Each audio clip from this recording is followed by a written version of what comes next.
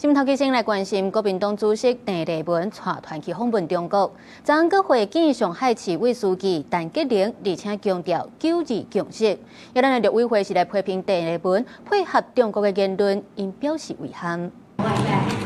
25分鐘就送來，老公忘了帶錢。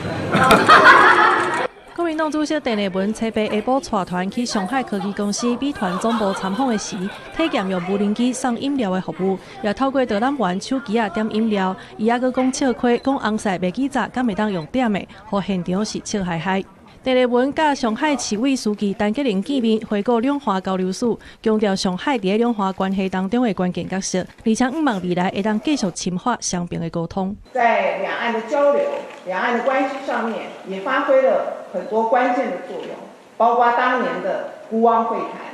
就是在上海。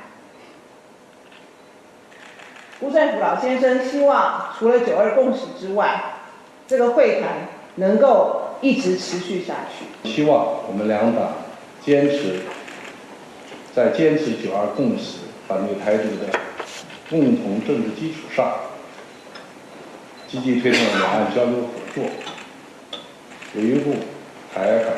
和平穩定。在南京拜中山陵的時，鄭麗文發表談話，講到後天，而且表示家己在閏21黨了後，閣再來到中山陵，希望甲和平的經濟壓落。孫中山先生死後，之所以躍居國際舞台，躋身世界偉人之列，是因為他不止推翻滿清，創立了亞洲第一個民主共和國——中華民國。希望我們今天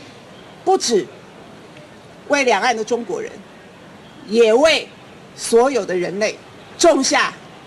和平的種子。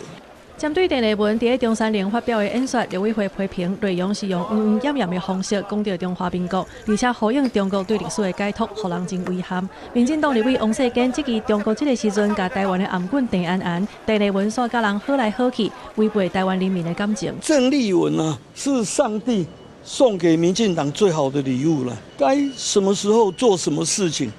那麼他往往就是都會搞錯了哦。這個哪壺不開提哪壺。國內已經傳出正面甲負面的聲音，後來鄭麗文受到邀請，坐船去踅黃浦江，在一片夜景當中結束4月初8的行程。記者綜合報道。